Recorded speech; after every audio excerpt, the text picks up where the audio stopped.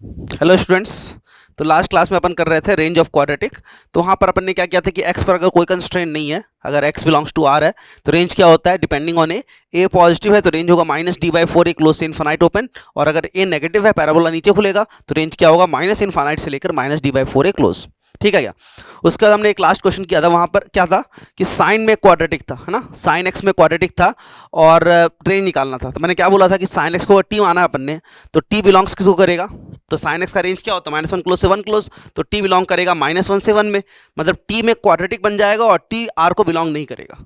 तो उस केस में रेंज कैसे निकाले अपन, वो अपना नेक्स्ट टॉपिक है रेंज ऑफ क्वाड्रेटिक इक्वेशन।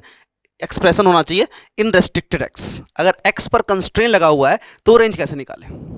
तो यहाँ पर दो अप्रोच होता है। दो अप्रोच क्या होता है, एक तो होता है यूजिंग कैलकुलस और एक होता है परफेक्ट स्क्वायर फॉर्मेशन। अपन दोनों अप्रोच डिस्कस करते हैं अपन और देखेंगे कौन सा अप्रोच बेटर है।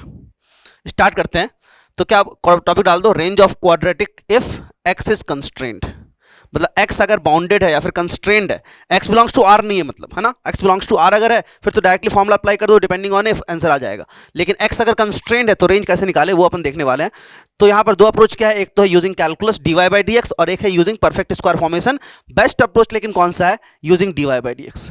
क्यों, वो अपन देखते हैं क्वेश्चन के थ्रू। लेकिन पॉइंट यही है कि for any function, in fact quadratic छोड़ो, है ना, क्वाड्रेटिक नहीं है, मान लो कोई और फंक्शन भी है, ट्रिग्नोमेट्रिक फंक्शन है या फिर एक्सपोनेंशियल फंक्शन है, e⁻x लिखा हुआ है कहीं पर, या फिर कुछ और भी है ना, आगे अपन देखेंगे, फिलहाल तो क्वाड्रेटिक की बात कर रहे हैं अपन। तो फॉर एनी फंक्शन ये चीज पॉइंट वैलिड है ना, फिलहाल क्वाड्रेटिक की बात कर रहे हैं, लेकिन for any function if there is constraint over x, अगर x के ऊपर कंस्ट्रेन है कि x यहां से यहां है, तो best approach, the best way to find the range is dy/dx।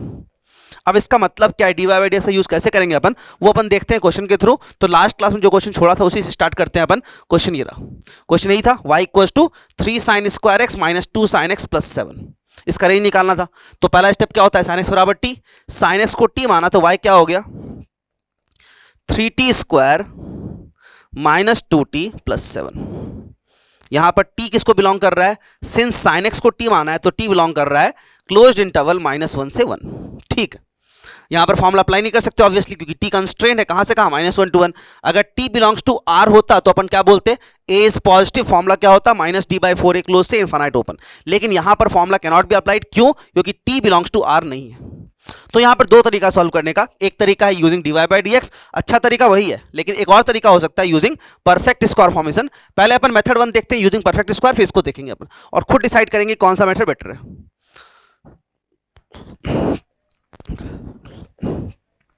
तो मेथड 1 है using perfect square formation. Perfect square formation के दो स्टेप क्या थे, सबसे पहले t² का कोफिशिएंट 1 बनाएंगे अपन, कैसे, t को कॉमन लेके, 3 को कॉमन ले लो, तो y = 3 कॉमन, अंदर क्या आ गया t² - 2/3t + 7/3। ठीक है, परफेक्ट स्क्वायर फॉर्मेशन करवाया था अपन फर्स्ट क्लास में, किया था, है ना। उसके बाद t² का कोफिशिएंट 1 हो गया क्या, अब क्या देखेंगे t का कोफिशिएंट क्या है, कितना है -2/3, उसको आधा कर दो, स्क्वायर कर दो, ऐड एंड सब्ट्रैक्ट। तो -2/3 का आधा कितना, -1/3 का स्क्वायर कितना, +1/9। तो क्या किया, ब्रैकेट के अंदर 1/9 को ऐड कर दिया और 1/9 को सब्ट्रैक्ट कर दिया। ये ब्रैकेट के अंदर कर रहे हैं अपन। इसका फायदा क्या हुआ, देखो 3 तो बाहर पड़ा हुआ है, ये तीनों टर्म मिलके क्या बन गया, t² - 2/3t + 1/9 क्या बन गया, t - 1/3 का होल स्क्वायर। सही है, और क्या बचा 7/3 - 1/9 मतलब 20/9। ठीक है, यहां तक पहुंच गए अपन, यहां तक कोई कष्ट नहीं है। अब देखो t का रेंज पता है क्या, t का रेंज क्या है, -1 क्लोज से 1 क्लोज। अगर t का रेंज पता है, t का रेंज क्या है -1 क्लोज से 1 क्लोज, तो t - 1/3 का रेंज निकाल सकते हैं क्या, दोनों एंड पर 1/3 सब्ट्रैक्ट कर देंगे। तो t - 1/3 का रेंज क्या आ गया, क्लोज्ड इंटरवल -1 - 1/3 कितना, माइनस का 4/3, और 1 - 1/3 कितना 2/3। ये तो आ गया t - 1/3 का रेंज। अब उसका स्क्वायर कर देते हैं, स्क्वायर ही तो किया हुआ है, तो स्क्वायर करने पर रेंज क्या आ जाएगा, सिंस इसके अंदर जीरो फंस रहा है ना, जब जीरो अंदर फंसे, अगर मान लो कोई इंटरवल है -1 to 1, तो इसका स्क्वायर कहां से कहां होगा, 0 से 1, साइन स्क्वायर एक्स, याद करो।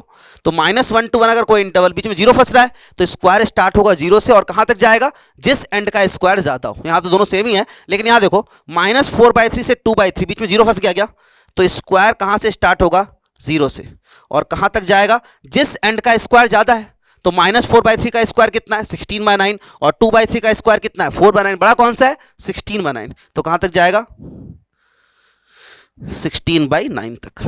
तो यहां तक पहुंच गए अपन t -1/3 का स्क्वायर। अब क्या करना है, इसमें ये ऐड करना है, तो दोनों एंड पर ये ऐड कर दो। तो 0 + 20/9 कितना, 20/9, और 16/9 + 20/9 कितना, 36/9 या फिर 4। तो कहां तक पहुंच गए अपन, इस ब्रैकेट के अंदर का रेंज आ गया। अब ये ब्रैकेट 3 से मल्टीप्लाई हो रहा है, तो 3 से मल्टीप्लाई कर दो इसको। तो फाइनल आंसर क्या आ गया रेंज का, रेंजेस 3 से मल्टीप्लाई कर दो बस। 3 इंटू दिस कितना हो जाएगा, 3 कैंसिल, 20/3, और 3 इंटू 4 कितना, 12। तो ये आ गया answer for this question using perfect square formation. ठीक है, क्या किया, पहले परफेक्ट स्क्वायर बनाया, कैसे, 3 को कॉमन लिया, फिर टी का जो भी कोफिशिएंट था उसके हाफ के स्क्वायर को ऐड कर दिया, सबट्रैक्ट कर दिया, और फिर यहां से स्टार्ट किया। टी अगर -1 to 1, तो टी -1/3, -4/3 से 2/3, उसका स्क्वायर 0 से लेकर 16/9, प्लस ये किया, दोनों साइड जोड़ दिया, और फिर लास्ट में 3 से मल्टीप्लाई कर दिया। आंसर आ गया, कोई दिक्कत नहीं है, लेकिन काफी कैलकुलेशन करना पड़ा। अब देखते हैं कि मेथड 2 क्या है इसका, यूजिंग dy/dx, और खुद डिसाइड करना कि कौन सा मेथड अच्छा लग रहा है। मेथड 2 क्या बोलता है कि जब भी y as a function of t है, जैसे यहाँ पर y अगर t का फंक्शन है या x का फंक्शन है या फिर z का फंक्शन जो भी है, और अगर वो वेरिएबल कंस्ट्रेंट, जैसे यहाँ पर t का फंक्शन है और t कंस्ट्रेंट है -1 to 1, ऐसा कभी भी होगा किसी भी फंक्शन के लिए, तो अपन क्या करेंगे, डिफरेंशिएट कर देंगे उस वेरिएबल के रिस्पेक्ट में। यहाँ पर वेरिएबल क्या है, t, तो क्या करो, y को डिफरेंशिएट कर दो t के रिस्पेक्ट में, dy/dt बराबर, बेसिक डिफरेंशिएशन सबको आता है, 3t² का डिफरेंशिएशन 6t, -2t का -2, 7 का 0, तो 6t - 2। पहला स्टेप क्लियर है, y t का फंक्शन था और t कंस्ट्रेंट था, तो y को डिफरेंशिएट कर दिया t के रिस्पेक्ट में, ये आ गया। अब इसको 0 कर दो, इसको 0 करेंगे तो t की वैल्यू कितनी आएगी, 6t - 2 बराबर 0। 6t कितना, 2, t कितना, 2/6 या फिर 1/3। नंबर लाइन पर 1/3 को मार्क कर देते हैं। ये कौन सा पॉइंट है जहां पर dy/dt क्या है, 0 है। अब 1/3 के आगे इसका साइन पॉजिटिव या नेगेटिव, तो t का कोफिशिएंट देख लो, t का कोफिशिएंट 6 पॉजिटिव है, तो आगे प्लस होगा, पीछे माइनस होगा। यहां तक क्लियर है। अब ये साइन किसका है, dy/dt का है, और dy/dt जहां पर पॉजिटिव होता है वहां पर y क्या होगा, इंक्रीजिंग, और dy/dt जहां नेगेटिव होता है वहां पर y क्या होगा, डिक्रीजिंग। ठीक है, अपना इंटरेस्ट किस t के लिए, अपना इंटरेस्ट है t बिलोंग्स -1 to 1 के लिए, तो इस नंबर लाइन पर -1 और 1 को मार्क कर लो। तो 1/3 ये रहा, तो 1 आगे आएगा और -1 पीछे आएगा। अब देखो, -1 से लेकर 1 तक dy/dt का साइन सेम है या चेंज हो रहा है, चेंज हो रहा है, पहले नेगेटिव है फिर पॉजिटिव है। -1 से लेकर 1/3 तक साइन क्या है, नेगेटिव, और 1/3 से 1 तक साइन क्या है, पॉजिटिव। मतलब क्या, यहां से लेकर यहां तक ये फंक्शन जो y है वो डिक्रीज करेगा क्योंकि डैश नेगेटिव है, और यहां से यहां तक इंक्रीज करेगा। तो कुछ ऐसा ट्रेंड हो जाएगा क्या, यहां से लेकर यहां तक डिक्रीजिंग और फिर बाद में इंक्रीजिंग। तो -1 to 1 ट्रेंड कुछ ऐसा है, -1 से लेकर 1/3 तक घट रहा है और फिर बढ़ रहा है। तो इस ट्रेंड को देख के बताओ कि मिनिमम वैल्यू कहां पर आएगी। अगर ये पहले घट रहा है, घटा घटा घटा घटा घटा और फिर बढ़ने लग गया, तो इससे कम तो कभी नहीं आएगा। मतलब मिनिमम वैल्यू कहां पर आएगा, 1/3 पर, और मैक्सिमम कहां पर आएगा, इधर भी ऊपर जा रहा है इधर भी ऊपर जा रहा है, लेकिन ज्यादा ऊपर कहां गया, जो इससे दूर है। 1/3 से 1 दूर है या फिर -1, 1/3 से 1 नजदीक है, -1 दूर है, तो ज्यादा दूर कहां, ज्यादा ऊपर कहां जाएगा, 1 पर, -1 पर।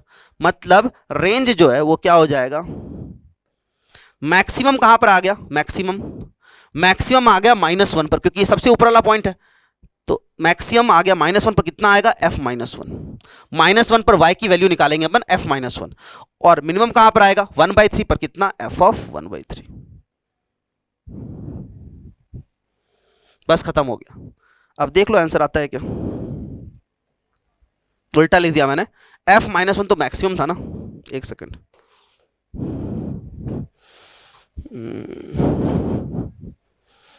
मैक्सिमम आया था f -1 पे ना, -1 पर मैक्सिमम आ रहा है, तो f -1 तो मैक्सिमम हो गया, और मिनिमम आ रहा है 1/3 पर, तो f 1/3 मिनिमम हो गया। अब ये एक एक करके निकाल लेते हैं, देखते हैं आंसर मैच हुआ क्या। f -1 निकालने के लिए इसमें t को डाल दो -1, तो 3 इंटू -1 का स्क्वायर कितना, 3, -1 इंटू -2 2, 3 + 2 5, 5 + 7 12, तो मैक्स आ गया 12, और मिन आ रहा है 1/3 पर। अब 1/3 पुट कर दो टी को और निकाल सकते हैं वैल्यू क्या? एक तरीका तो वो है, एक और तरीका हो सकता है 1/3 पुट ही नहीं करेंगे अपन, 1/3 पुट करके निकाल सकते हैं लेकिन टाइम लगेगा ना। 3 इंटू 1/3 का स्क्वायर माइनस 2 इंटू 1/3 प्लस 7, वैसे तो कर सकते हैं। देखो 1/3 पुट किया, 3 इंटू 1/3 का स्क्वायर कितना 1/9, 3 इंटू 1/9 कितना 1/3, 1/3 माइनस 2 इंटू 1/3 कितना -2/3, 1/3 माइनस 2/3 कितना -1/3, और 7 माइनस 1/3 कितना 20/3। ये कर सकते हैं अपन, लेकिन बेटर तरीका क्या है, 1/3 पुट करने के बजाय ज्यादा अच्छा क्या है कि ये देखो 1/3 वो पॉइंट है जहां पर ट्रेंड चेंज हो रहा है क्या? देखो याद करो लास्ट क्लास में करवाया था कल कि जब अपन रेंज निकाल रहे थे क्वाड्रेटिक का, तो जो ट्रेंड चेंजिंग पॉइंट था वो क्या था? x इक्वल्स टू -b/2 है। याद आ रहा है क्या? वर्टेक्स ऑफ क्वाड्रेटिक जहां पर ट्रेंड चेंज हो रहा था वो क्या था? -b/2 है, और वहां पर y की वैल्यू तो याद है अपने को, -b/2 है, पर y की वैल्यू क्या होती है? -d/4 है। तो अपन सीधा बोल सकते हैं कि f of 1/3 is nothing but minus का d/4 है। तो या तो 1/3 पुट करो और ये निकालो, या फिर सीधा क्या निकाल लो, -d/4 है, वो भी इतना ही आएगा। देखते हैं चलो, 4a कितना, 4a मतलब 12, और माइनस का d कितना है बताओ? d आता है b² कितना है 4, माइनस 4ac, 7 3 21 84, 4ac 84 है, तो 4 माइनस 84 कितना -80, माइनस माइनस कैंसिल, 4 भी कैंसिल कर दो, 420 जा 80, 4 3 जा 12, वही आंसर आया क्या? आंसर जो भी आया मैच किया क्या आंसर? ये देख लो बस, आंसर एग्जैक्टली मैच किया। अब खुद डिसाइड करो कि कौन सा मेथड बेटर है। यहां पर देखो बहुत सारा कैलकुलेशन करना पड़ा, इनफैक्ट ये कोफिशिएंट फिर भी ठीक है। अगर मान लो कोफिशिएंट ऐसा होता 7 11 13, 7 sin square x plus 11 sin x plus 13, तो 7 कॉमन लेते अपन, अंदर क्या आता t² प्लस 11/7t प्लस 13/7। अब 11/7 का था 11/14, उसका स्क्वायर 121/196, बहुत गंदा कैलकुलेशन आता नहीं क्या? तो मेथड 1 को हमेशा अवॉइड करना है, क्योंकि मेथड 1 में कैलकुलेशन बहुत ज्यादा होता है और हो सकता है गलती कर दे अपन, लेकिन यहां पर कोई खास कैलकुलेशन है नहीं। f-1 निकालना बहुत ही आसान है, और ये f1/3 निकालने की बजाय क्या निकाल सकते हैं अपन? सीधा -d/4, क्योंकि ये तो -1/3 कौन सा पॉइंट है? देखो जहां पर ट्रेंड चेंज हो रहा है, और जहां पर ट्रेंड चेंज होता है वहां का y मेरे को याद है, ट्रेंड चेंजिंग पॉइंट जो है वर्टेक्स, उसका y क्या होता है? -d/4 है। तो ये एक तो या तो 1/3 पुट कर दो इसमें, या फिर सीधा क्या निकाल लो, f1/3 is nothing but -d/4, उससे भी आंसर सेम ही आएगा। क्लियर हुआ क्या? सिंपल है, जब भी क्वाड्रेटिक हो, x में, t में, z में, जिसमें भी क्वाड्रेटिक हो, और वो वेरिएबल अगर कंस्ट्रेंड है, तो बेस्ट अप्रोच क्या है? dy/dt या फिर dy/dx। अगर वेरिएबल x है तो dy/dx, वेरिएबल t है तो dy/dt, वेरिएबल z है तो dy/dz। और फिर देख लो ट्रेंड कैसा है, कहां पर बढ़ रहा है, कहां पर घट रहा है, और ट्रेंड को देख के ये फील आ जाएगा कि कहां पर लोएस्ट वैल्यू आ रही है और कहां पर हाईएस्ट वैल्यू आ रही है। तो यहां ट्रेंड ऐसा था, साफ साफ दिख रहा है कि लोएस्ट वैल्यू कहां पर आ रही है 1/3 पर, और हाईएस्ट वैल्यू कहां पर आ रही है -1 पर। तो मैक्स वैल्यू क्या हो गई? f ऑफ -1, मिन वैल्यू क्या होगी? f ऑफ 1/3, और 1/3 ट्रेंड चेंजिंग पॉइंट है, तो वहां का y क्या होता है? -d/4। तो रेंज क्या आ गया? -d/4 से लेकर f-1। आंसर मैच हो रहा है। तो ये तरीका मैंने बता दिया ऐसे तो, लेकिन ये यूज नहीं करना है। अगर कैलकुलस का यूज करें या फिर dy/dx डिफरेंशिएशन का यूज करें तो क्वेश्चन बहुत जल्दी होगा। बाकी और क्वेश्चन देखेंगे तो और क्लियर होगा। पहला क्वेश्चन क्लियर हुआ क्या? क्लियर है? आगे बढ़ते हैं, अगला क्वेश्चन देखो। अगला क्वेश्चन ये रहा,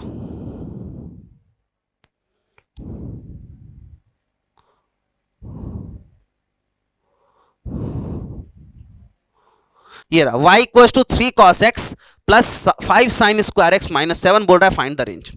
अब क्वेश्चन देखते पहला थॉट ये आना चाहिए कि यहां पर साइन भी दिख रहा है, कॉस भी दिख रहा है, मतलब क्या करें अपन? पहले या तो कंप्लीट कॉस कर लो या तो कंप्लीट साइन कर लो, जो मन करे। कौन सा करना आसान है पहले ये सोचते हैं अपन।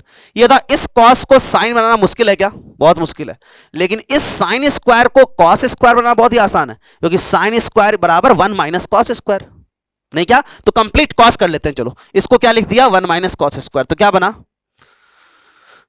3 cos x plus 5 into 1 minus cos square x minus 7।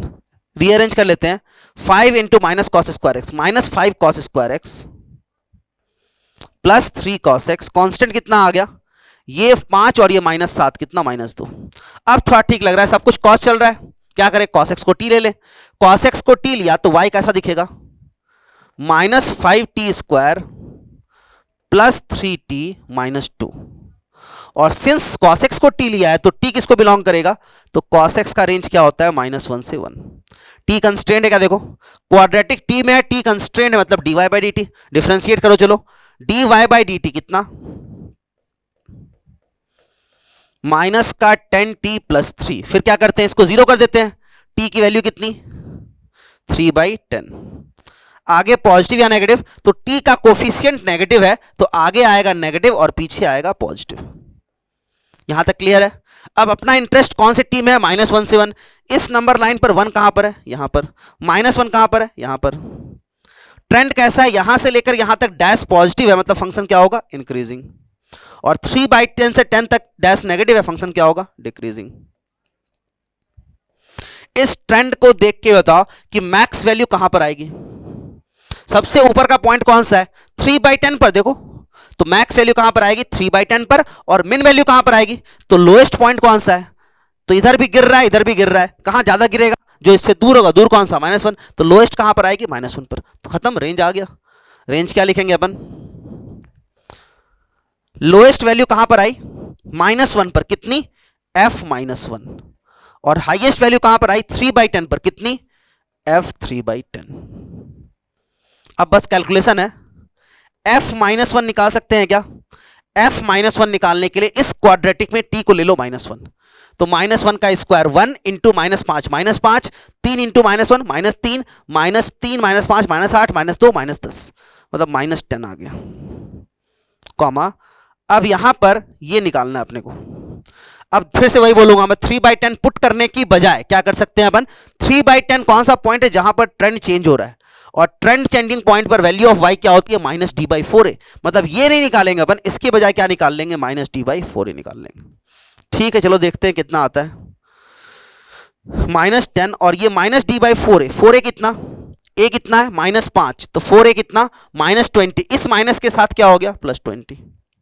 और d क्या होता है, b² - 4ac।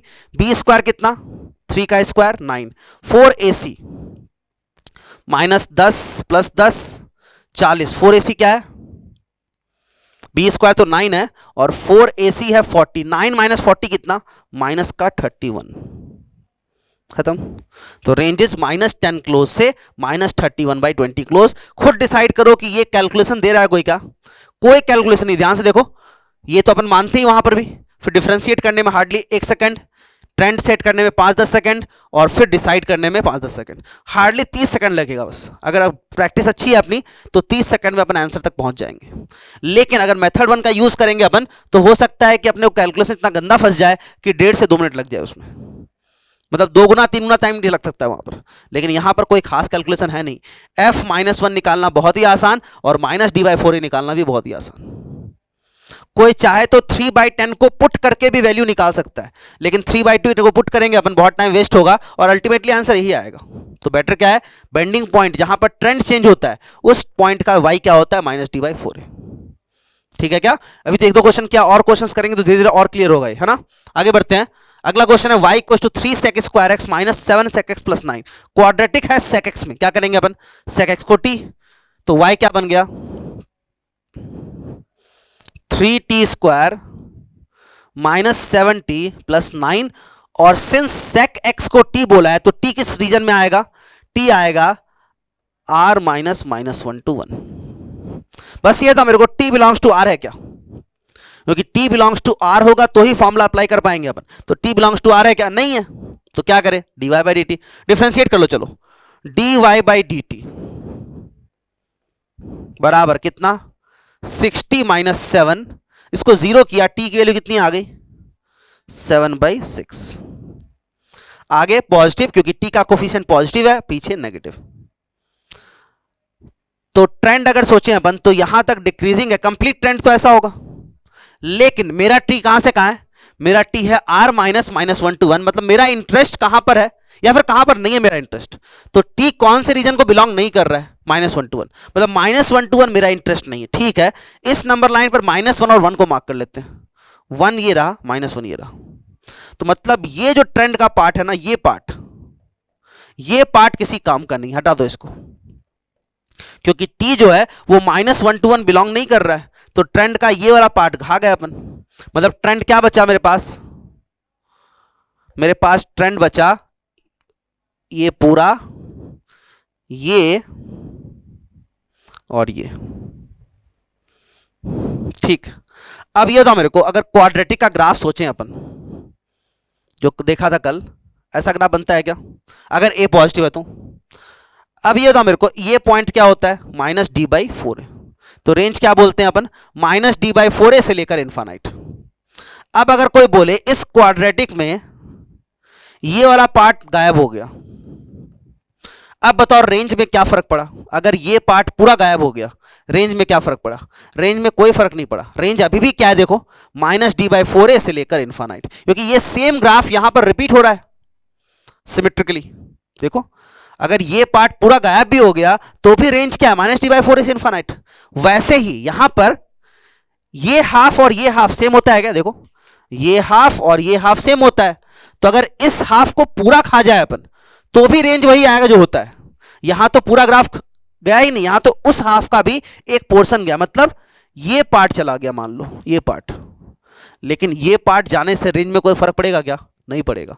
इनफैक्ट ये पार्ट पूरा चला जाता ना तो भी फर्क नहीं पड़ता, यहां तो उस पार्ट का भी एक छोटा सा पोर्शन ही गया है, बस इस पार्ट का भी एक छोटा सा पोर्शन ही तो गया है, तो रेंज वही आएगा जो ओरिजिनल है। क्यों, देखो ये ट्रेंड देखो, इसको भूल ही जाओ पूरा, ये ट्रेंड देखो, मिनिमम वैल्यू कहां पर आएगी 7/6 पर, और मैक्सिमम कहां पर आएगी इनफानाइट पर, तो मैक्स वैल्यू इनफानाइट पर क्या हो जाएगी इनफानाइट, और मिन कहां पर आएगी 7/6 पर, और 7/6 कौन सा पॉइंट है जहां पर ट्रेंड चेंज हो रहा है, और ट्रेंड चेंजिंग पॉइंट का y क्या होता है -d/4, तो रेंज क्या आ गया इसका, इस केस में रेंज आ गया, और यही फॉर्मूला भी तो था सोचो, तो यहां पर टी पर कंस्ट्रेन होने के बावजूद फॉर्मूले से अपना आंसर आ रहा है। क्यों, क्योंकि जो पार्ट ट्रेंड के बाहर गया, जो पार्ट अपन नहीं देखना चाह रहे हैं, वो पार्ट यहां तो रिपीट हो ही रहा है ना। नहीं समझ में आया लॉजिक क्या, कि अगर क्वाड्रेटिक का एक हाफ पूरा खा जाए अपन तो भी रेंज वही आएगा -d/4 से इनफाइनाइट, तो यहां पर तो एक हाफ छोड़ो, उस हाफ का भी एक पोर्शन गया है बस, तो कोई फर्क नहीं पड़ता, रेंज वही आएगा जो होता है -d/4 से इनफाइनाइट। और ये कैलकुलेशन कर सकते हैं अपन क्या, -d/4 ए कितना है 3, बी क्या है -7, सी क्या है 9, निकाल लेना हो तो रेंज क्लियर हुआ क्या, -d/4 से इनफाइनाइट।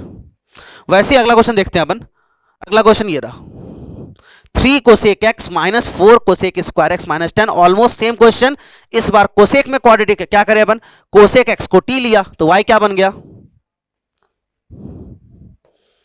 y बन गया 3t -4t स्क्वायर -10, और t किसको बिलोंग कर रहा है, वही कोसेक का रेंज क्या होता है, same as sec r -1 to 1, t belongs to r नहीं है, क्या करें डिफरेंशिएट, तो dy/dt बराबर, डिफरेंशिएट करके बताओ क्या आ रहा है, 3t का डिफरेंशिएशन 3 और 4t स्क्वायर का 8t, तो इसको जीरो करेंगे, t कितना आ गया 3/8, t आ गया 3/8।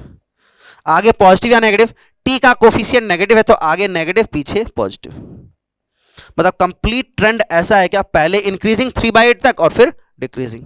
लेकिन इस ट्रेंड का कौन सा पार्ट काम का नहीं है, -1 से 1 वाला, तो इस नंबर लाइन पर -1 और 1 को मार्क करो, 1 ये रहा और -1 यहां गई है, तो -1 to 1 जो पार्ट है वो खा जाते हैं अपन,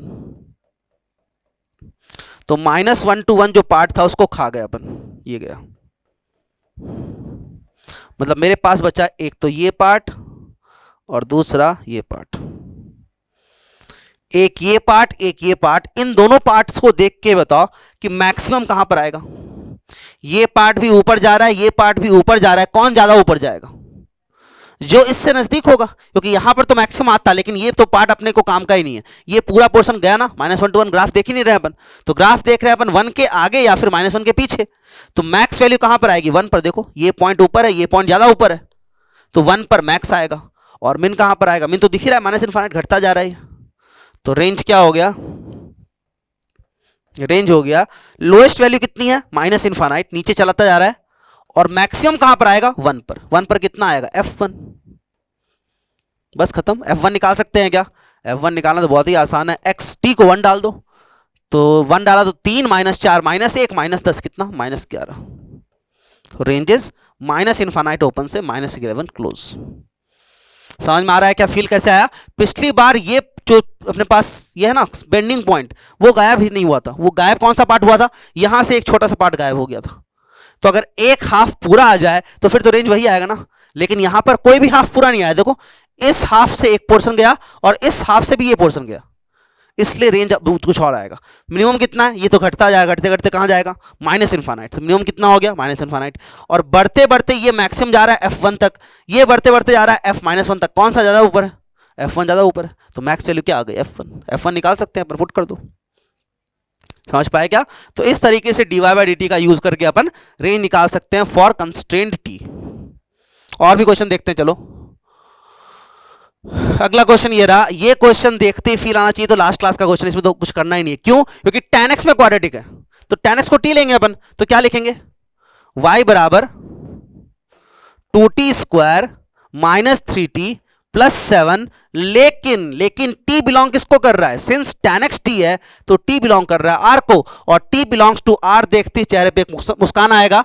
क्या बोलेंगे अपन, अरे ये तो फॉर्मूला अप्लाई वाला क्वेश्चन हो गया, क्योंकि t पर कोई कंस्ट्रेंट ही नहीं है, और t पर अगर कंस्ट्रेंट नहीं है तो depending on a formula apply कर देंगे अपन। t बिलोंग्स टू r आ गया, a क्या है, देखो a पॉजिटिव है, तो रेंज स्ट्रेट अवे क्या होगा, विदाउट डिफरेंशिएशन सीधा बोलेंगे ranges minus D by 4a से इन्फानाइट, क्योंकि t बिलोंग्स टू r है। तो ये ध्यान रखना बस कि t अगर बिलोंग्स टू r फिर तो कोई कष्ट नहीं है अपने को, सीधा फॉर्मूला अप्लाई करो। अगर a पॉजिटिव है तो ये फॉर्मूला, a नेगेटिव है तो माइनस इन्फानाइट से माइनस डी बाई 4a। कब कष्ट होगा, जब t बिलोंग्स टू r ना हो, जो पिछले क्वेश्चंस में हो रहा था। यहां लेकिन t बिलोंग्स टू r है, क्योंकि tan x को t बोला है, और tan x का रेंज तो r होता है ना। अब ये तो कर ही लेंगे अपन, छोड़ दूं क्या इसको, माइनस डी बाई 4a से इन्फानाइट, सिंपल। आगे बढ़ते हैं, अगला क्वेश्चन देखो, tan square minus sec plus 7। अब यहां पर tan में क्वाड्रेटिक है या नहीं पता नहीं मेरे को, क्योंकि sec भी दिख रहा है। तो क्या करें अपन, या तो कंप्लीट sec हो जाए या तो कंप्लीट tan हो जाए। इस sec को tan बनाना मुश्किल है, लेकिन tan स्क्वायर को sec स्क्वायर बनाना काफी आसान है, क्योंकि sec square minus tan square क्या होता है, 1। तो tan स्क्वायर क्या होता है, sec स्क्वायर x माइनस 1। तो कंप्लीट sec कर लेते हैं, चलो। y बराबर क्या आ गया, twice of tan square x को क्या लिख दिया, sec square x minus 1, minus क्या है 3 sec x प्लस 7। थोड़ा सा सिंप्लीफाई कर लेते हैं, y इक्वल्स टू क्या आ गया, 2 sec square x minus 3 sec x, constant कितना माइनस 2 प्लस 7 5। अब दिख रहा है कि sec में क्वाड्रेटिक है ना कि tan में, तो sec को t ले लेते हैं अपन। sec x को t लिया तो y क्या हो गया, 2t square minus 3t plus 5, और t बिलोंग्स टू r नहीं है, क्योंकि t sec x है, तो t किसको बिलोंग कर रहा है, माइनस 1 to 1 के अलावा सबको बिलोंग कर रहा है, r minus 1 to 1। Since t constraint है या फिर t बिलोंग्स टू r नहीं है, क्या करना पड़ेगा, डिफरेंशिएट। तो करते हैं, dy बाई dt बराबर कितना, 2t स्क्वायर का 4t, 3t का 3, 5 का 0। 0 करेंगे तो t कितना, 0 किया तो t कितना, 3/4। आगे पॉजिटिव या नेगेटिव, पॉजिटिव, पीछे नेगेटिव। ट्रेंड कैसा है, पहले डिक्रीजिंग फिर इंक्रीजिंग। लेकिन मेरे को ट्रेंड का कौन सा पार्ट नहीं देखना है, -1 to 1 वाला पार्ट नहीं देखना है, ठीक है। इस नंबर लाइन पर 1 यहां पर होगा, -1 यहां पर होगा, तो मेरे को ये पार्ट -1 से 1 वाला जो पार्ट है ना, वो नहीं देखना है। तो मेरे को कौन सा पार्ट देखना है, 1 के आगे वाला या फिर -1 के पीछे वाला। मतलब कि मेरे पास काम का पार्ट ये है और ये है।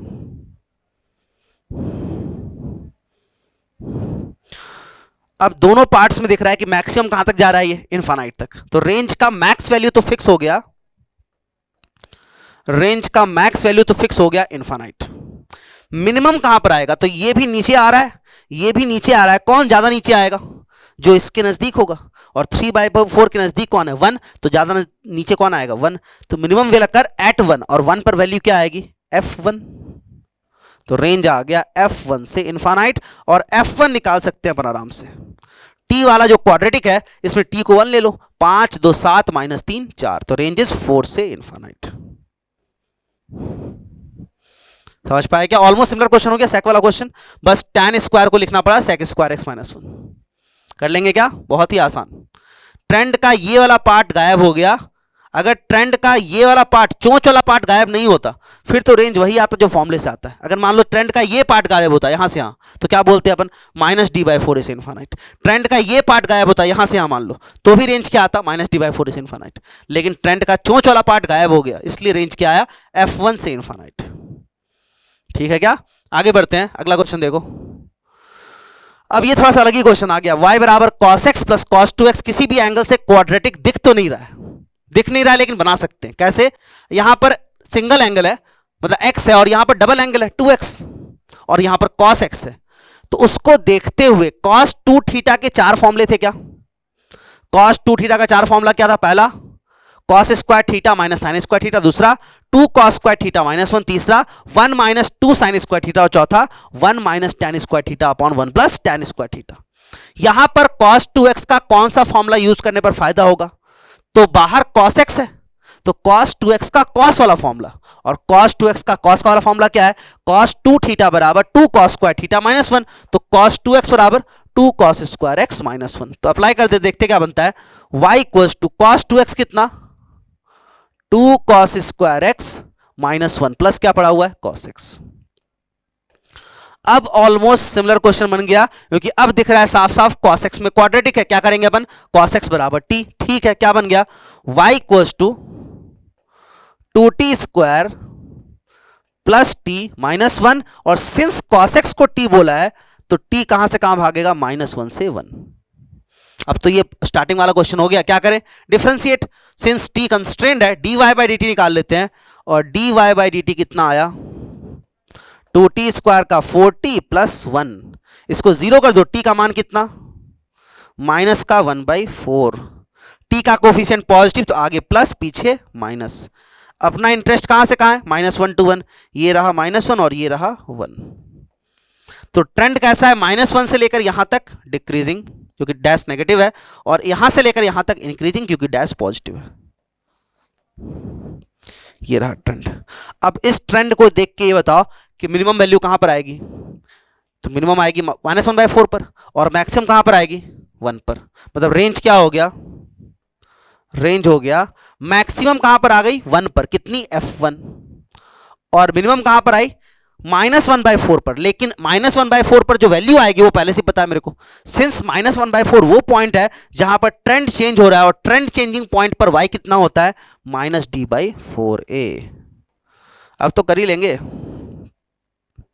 पहले f1 निकाल लेते हैं। f1 निकालने के लिए 1 डाल दो, 2 + 1 3 - 1 2, तो f1 2 आ गया, और -d/4a निकाल लेते हैं। 4a कितना, a 2 था, तो 4a मतलब 8, और d कितना आ रहा है, b स्क्वायर, 1 का स्क्वायर 1, 4ac -8, 1 - 8 प्लस 8, सॉरी 1 - 8, 1 + 8 9, तो माइनस का 9, तो रेंज इज -9/8 क्लोज से। कैलकुलेशन तो कर सकते हैं अपन, यहां तक पहुंच गए, उसके बाद ये तो कर ही लेंगे, है ना, ये तो कैलकुलेशन। फील आ रहा है क्या, सिंपल है, dy/dt करो, डिफरेंशिएट करो, ट्रेंड देखो, और ट्रेंड देख के आइडिया लग जाएगा कहां पर मैक्स आएगा, कहां पर मिन आएगा। आगे बढ़ते हैं, अगला क्वेश्चन अगेन बिल्कुल डिफरेंट क्वेश्चन है। 3 पावर में लिखा हुआ है x+1 -9 पावर x। ठीक, ये किसी भी एंगल से क्वाड्रेटिक दिख नहीं रहा है, लेकिन बना सकते हैं। कैसे, देखो थोड़ा सा दिमाग लगाते हैं। ये था मेरे को a power m into a power n क्या होता है, a power m plus n। तो a पावर m प्लस 1 को तोड़ेंगे तो क्या बनेगा, a power m into a power n। तो 3 पावर x+1 तोड़ेंगे तो क्या बनेगा, 3 पावर x इंटू 3 पावर 1, और माइनस इसको 3 पावर x का स्क्वायर लिख सकते हैं क्या, सोचो, अरे 9 पावर x ही तो है, 3 पावर x का होल स्क्वायर। अब दिख रहा है क्वाड्रेटिक, कैसे, 3 पावर x को t लेने से, देखो t स्क्वायर और ये 3t, तो 3 पावर x को t ले लेते हैं, चलो। तो y इक्वल्स टू क्या आ गया, 3 पावर x को t लेने पर 3 इंटू ये कितना है t माइनस t स्क्वायर। अब ये बताओ t का खुद का रेंज क्या है। अब याद करो लॉगरिथम, पहला चैप्टर लॉग में बताया था कि exponential functions a power x हमेशा क्या होता है, पॉजिटिव। जब अपन लिखते थे y बराबर a पावर x, यहां पर क्या था, x belongs to r, a greater than 0, a not equal to 1, और y belongs to r plus. याद करो, ये करवाया था लॉग में, स्टार्टिंग फर्स्ट क्लास में करवाया था। तो a पावर x अगर y है तो y का रेंज क्या होता है, r पॉजिटिव, मतलब पॉजिटिव रियल्स, मतलब 0 ओपन से इनफाइनाइट। और यहां पर t वही है क्या, 3 पावर x, तो t का रेंज क्या है, 0 ओपन से infinite. t belongs to r है क्या, नहीं है। अगर t बिलोंग्स टू r नहीं है मतलब क्या करें, differentiate, dy by dt, differentiate करो, dy बाई dt कितना, 3t का डिफरेंशिएशन 3 माइनस टी स्क्वायर का 2t, कहां 0, 3/2 पर, तो नंबर लाइन पर 3/2 मार्क कर लेते हैं। 3/2 के आगे क्या होगा, t का कोफिशिएंट नेगेटिव है तो आगे नेगेटिव होगा, पीछे पॉजिटिव होगा। अपना इंटरेस्ट कहां से कहां है, 0 से इनफाइनाइट, 0 को मार्क कर लेते हैं चलो। तो 0 से लेकर 3/2 तक फंक्शन बढ़ेगा क्या, क्योंकि डैश पॉजिटिव है, और 3/2 के बाद घटता रहेगा जिंदगी भर। तो कुछ ऐसा ट्रेंड है, 0 पर ओपन है, होलो सर्कल इसलिए ओपन रखा है ना। तो ये होता कि मैक्स वैल्यू कहां पर आएगी, दिख रहा है साफ साफ 3/2 पर, और मिनिमम तो दिख रहा है साफ साफ माइनस इनफाइनाइट। तो रेंज क्या बोलेंगे अपन, मिनिमम तो फिक्स हो गया माइनस इनफाइनाइट, और मैक्सिमम कहां पर आएगा, 3/2 पर, कितना, f3/2। लेकिन फिर से वही 3/2 कौन सा पॉइंट है, जहां पर ट्रेंड चेंज हो रहा है, और ट्रेंड चेंजिंग पॉइंट का y क्या होता है, -t/4 है, तो मैक्सिमम इज -t/4। अब बाकी कैलकुलेशन तो कर ही सकते हैं, माइनस इनफाइनाइट तो यही रह गया, -d/4 है, 4a कितना, a कितना है -1, तो 4a कितना -4, इस माइनस के साथ क्या हो गया +4, और d क्या होता है b² - 4ac, c 0 है क्या, देखो c 0 है तो 4ac भी 0, तो सीधा b², d इज 9। तो आंसर क्या आ गया, -∞ से 9/4। तो कभी कभी ऐसा होगा कि क्वाड्रेटिक दिख नहीं रहा होगा, लेकिन कुछ सोचेंगे थोड़ा बहुत अपन तो क्वाड्रेटिक दिख जाए। जैसे यहां पर 3 पावर x को t लिया तो क्वाड्रेटिक दिख गया, और t का रेंज क्या था, 0 से infinite, t belongs to r नहीं था तो डिफरेंशिएट कर लिया। और देखते हैं, ये तो सिमिलर क्वेश्चन हो गया। अब तो दिख ही रहा है किसको लेंगे t अपन, 5 पावर x को t लेंगे तो y बराबर क्या, t + 2, 5 पावर 2x क्या हो जाएगा, t² + 7, और t अगर 5 पावर x है तो t का रेंज क्या है, 0 से इनफाइनाइट। सही है। अब क्या करें अपन, since t belongs to r नहीं है, डिफरेंशिएट कर लो, dy बाई dt कितना, 1 + 4t, सही बात है। इसको 0 क्या, t कितना आ गया, माइनस का 1/4, आगे क्या होगा, t का कोफिशिएंट पॉजिटिव है तो आगे प्लस, पीछे माइनस। अपना इंटरेस्ट है 0 से लेकर इनफाइनाइट, 0 ये रहा, 0 से लेकर इनफाइनाइट dy बाई dt का साइन हमेशा पॉजिटिव है, क्या सोचो, इनफैक्ट -1/4 के बाद ही पॉजिटिव है, तो 0 के बाद अगर पॉजिटिव है फंक्शन क्या होगा, इंक्रीजिंग, ट्रेंड ऐसा है। और इस ट्रेंड को देख के ये बताओ, यहां होलो सर्कल है क्या, 0 ओपन है ना, इस ट्रेंड को देख के बताओ कि मिनिमम कहां पर आएगा, 0 पर, और मैक्सिमम तो दिख रहा है इनफाइनाइट तक जा रहा है वो, तो रेंज क्या हो गया, मैक्सिमम तो इनफाइनाइट है, मिनिमम कहां पर आ रहा है, 0 पर, लेकिन 0 ओपन है तो f0 भी क्या रहेगा, ओपन। बस खत्म, f0 निकाल सकते हैं क्या, f0 निकालने के लिए t को 0 ले लो, देखते हैं क्या आएगा, 0 0 7, तो 7 से लेकर इनफाइनाइट, रेंजेस 7 ओपन से इनफाइनाइट। ओपन ओपन क्यों आया, क्योंकि 0 ओपन था ना, इसलिए f0 भी क्या होगा, ओपन। सिंपल, यहां पर ट्रेंड चेंज ही नहीं हुआ, हमेशा बढ़ रहा है, क्योंकि 0 के आगे f' क्या है, पॉजिटिव, तो हमेशा बढ़ रहा है। अगला क्वेश्चन थोड़ा सा अलग है, अच्छा क्वेश्चन है, अच्छा क्वेश्चन है। पहले क्वेश्चन समझते हैं क्या दिया हुआ है। बोल रहा है फाइंड द रेंज, वही क्वेश्चन चल रहा है, y इक्वल्स टू क्या है, x + 1 × x + 2 × x + 3 × x + 4 + 5, और x कहां से कहां है, -2 क्लोज से 2 ओपन। अब यहां पर फिर से वही दिक्कत, क्वाड्रेटिक दिख नहीं रहा है, ये तो इनफैक्ट ये तो बाई क्वाड्रेटिक दिख रहा है, देखो डिग्री 4 आ जाएगा, मल्टीप्लाई करेंगे तो x⁴ आ जाएगा। तो इसको जब तक क्वाड्रेटिक नहीं बनाएंगे अपन तब तक सॉल्व करना मुश्किल है। अब इसको क्वाड्रेटिक कैसे बनाएं, तो बहुत ही आसान है, जब भी बाई क्वाड्रेटिक होना, 4 टर्म्स अगर मल्टीप्लाइड है तो ये चेक करो कि उन चारों में से कौन से पेयर्स ऐसे हैं जिनमें कांस्टेंट्स का सम सेम है। देखो यहां पर कांस्टेंट कितना है, 1, यहां कितना है 2, यहां कितना है 3, यहां कितना है 4, तो ये होता कौन सा 2 पेयर ऐसा है जिनमें कांस्टेंट्स का सम सेम आ रहा है। देखो 1 + 4 कितना, 5, 2 + 3 कितना, 5, मतलब ये पेयर अगर लें अपन तो कांस्टेंट का सम कितना है, 5, और ये पेयर लें तो भी कितना है, 5। इसका मतलब क्या है कि जो पेयर्स का सम सेम आ रहा है उन पेयर्स को क्लब कर दो, मतलब इसको इससे मल्टीप्लाई कर दो और इस ब्रैकेट को इस ब्रैकेट से मल्टीप्लाई कर दो। ऐसा क्यों, वो देखते हैं अपन क्या फायदा होगा इसका। लॉजिक समझ में आया क्या, चार ब्रैकेट्स मल्टीप्लाइड थे, क्या देखा हमने कि कौन से दो ऐसे पेयर्स हैं जिनमें कांस्टेंट्स का सम क्या है सेम। तो 1 + 4 कितना 5, 2 + 3 भी कितना 5। तो फर्स्ट वाले को लास्ट वाले से मल्टीप्लाई करेंगे और बीच के दो को आपस में मल्टीप्लाई करेंगे, उससे देखते हैं क्या बनता है। चलो x + 1 × x + 4, मैं सीधा लिख दूं क्या, x² + 5x + 4, ठीक है। और x + 2 × x + 3, x² + 5x + 6, और आखिरी में क्या पड़ा हुआ है +5। अब ये जो अपने सम देखा था ना, उसका फायदा ये हुआ कि यहां पर भी x² + 5x आया और यहां पर भी x² + 5x ही आया, क्योंकि मैंने पहले ही देख लिया था 1 + 4 क्या है 5, 2 + 3 भी क्या है 5, इसलिए ऐसा हुआ। अब अगर मैं बोलूं कि x² + 5x को अगर t मान लें अपन, x² + 5x को t मान लें अपन, तो क्वाड्रेटिक दिखा क्या t में, सोचो।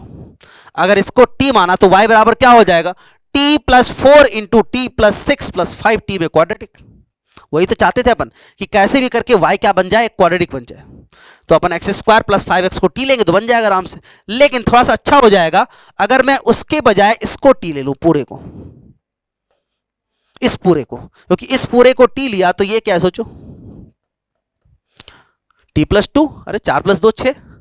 कोई चाहे तो x² + 5x को भी t ले सकता है, उससे भी आंसर सेम आएगा, लेकिन कैलकुलेशन गंदा हो जाएगा। t + 4 × t + 6, अभी क्या बना t × t + 2, ज्यादा अच्छा है। तो मैंने क्या किया, x² अलग से लिख देता हूं मैं, x² + 5x + 4 को t मान लिया। और अब y क्या बना बताओ, तो y बन गया, ये बन गया t और वो ब्रैकेट हो गया t + 2 + 5। एक्सपैंड करेंगे तो t² + 2t + 5।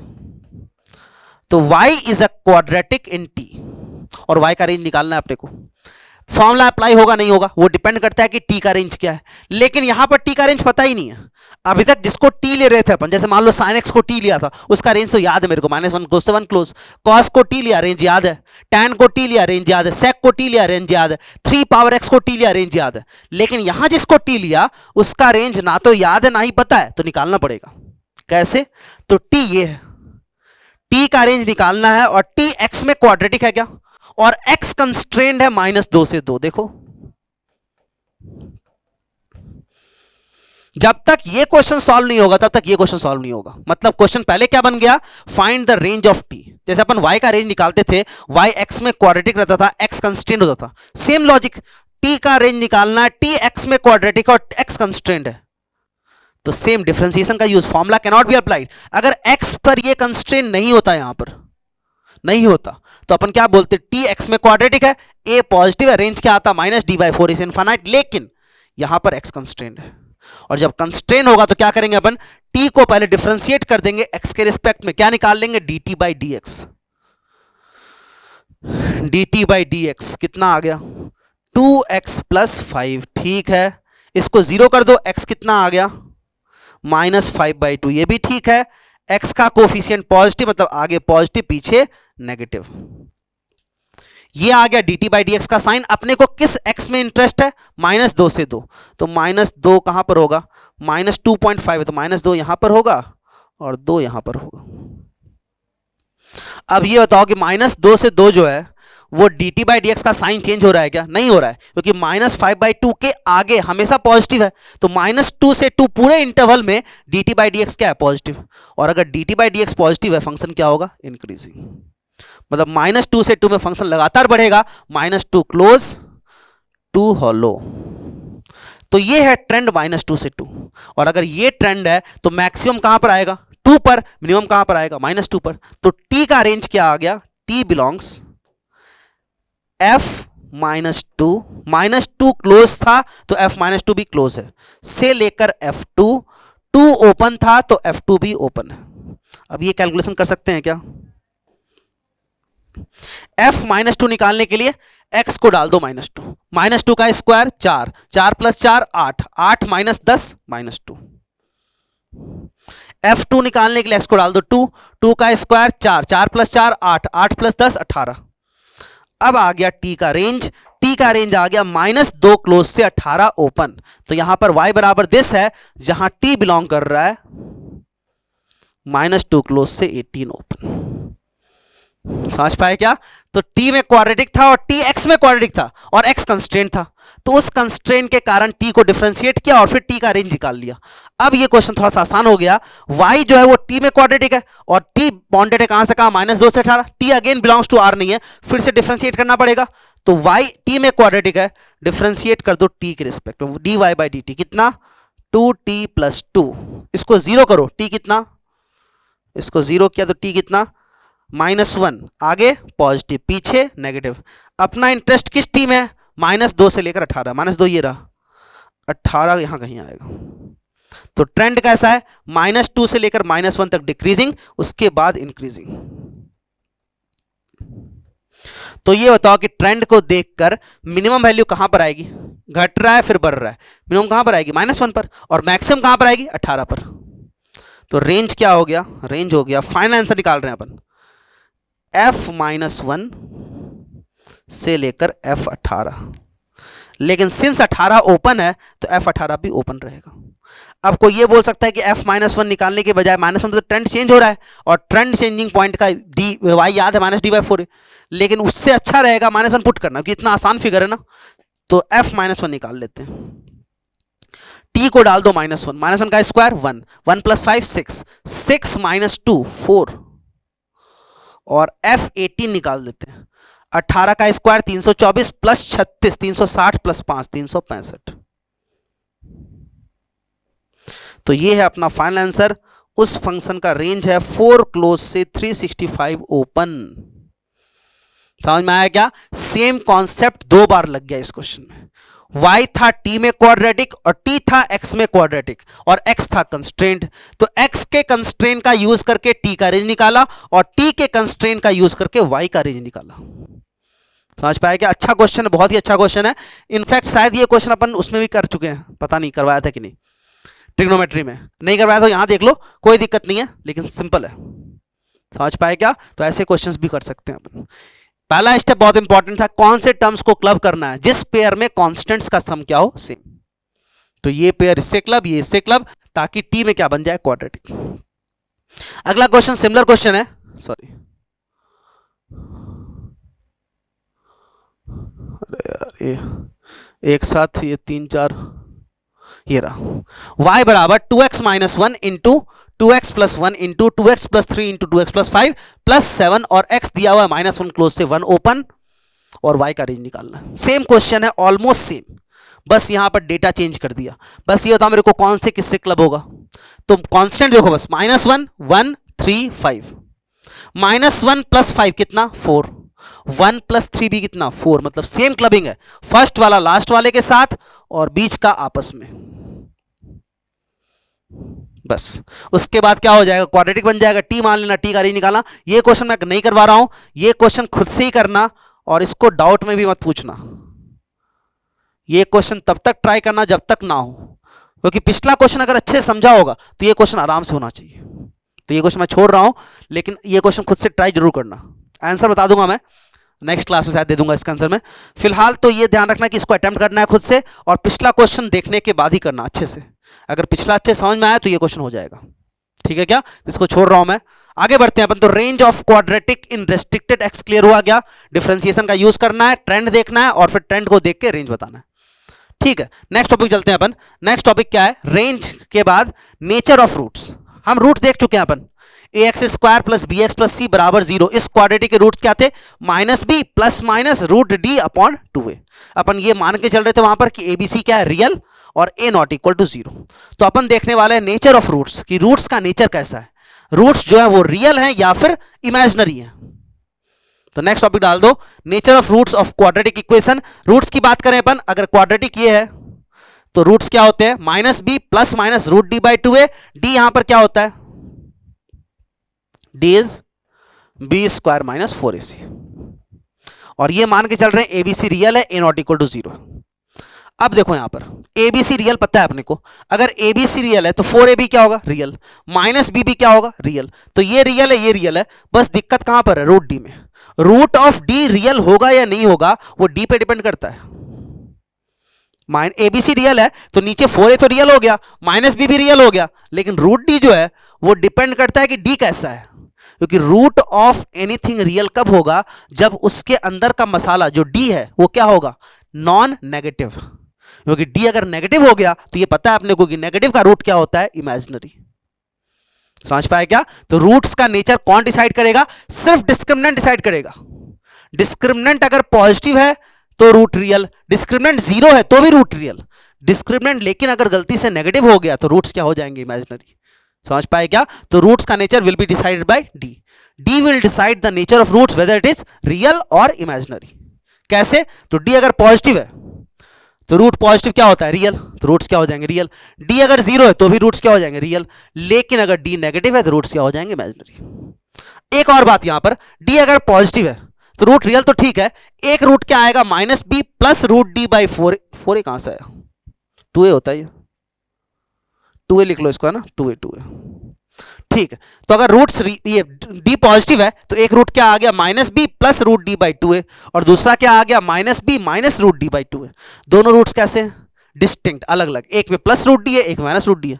लेकिन अगर डी जीरो हुआ, अगर डी जीरो हुआ तो रूट जीरो क्या होता है, जीरो, तो माइनस बी प्लस जीरो और minus B minus zero same ही आएगा, मतलब दोनों रूट क्या हो जाएंगे, माइनस बी बाई 2a। तो रूट्स क्या हो जाएंगे, रियल एंड इक्वल। रियल तो होगा लेकिन इक्वल। पहले में क्या था, डी अगर पॉजिटिव है तो रियल एंड डिस्टिंक्ट, अलग अलग, लेकिन सेकंड में डी अगर जीरो है तो roots are real but equal, और डी नेगेटिव सोचना ही नहीं, डी नेगेटिव मतलब रूट्स आर इमेजिनरी।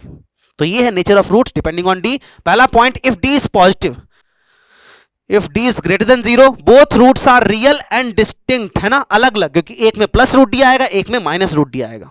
अगर डी जीरो है तो both roots are real but equal, क्योंकि दिख रहा है डी अगर जीरो हुआ तो एक्स की दोनों वैल्यू क्या है, माइनस बी बाई 2, मतलब अल्फा और बीटा दोनों बराबर है किसके, माइनस बी बाई 2a के। और डी अगर नेगेटिव हो गया तो रूट्स आर इमेजिनरी। तो कभी भी कोई क्वाड्रेटिक दिखे, कोई पूछे रूट्स रियल है या फिर इमेजिनरी, क्या देखेंगे अपन, सिर्फ डी देखेंगे, बी स्क्वायर माइनस 4ac।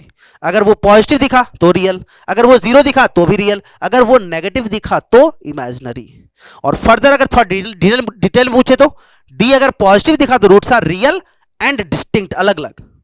अगर डी जीरो दिखा roots are real and equal, उस केस में रूट्स की वैल्यू कितनी है, दोनों रूट क्या है, माइनस बी बाई 2a के बराबर।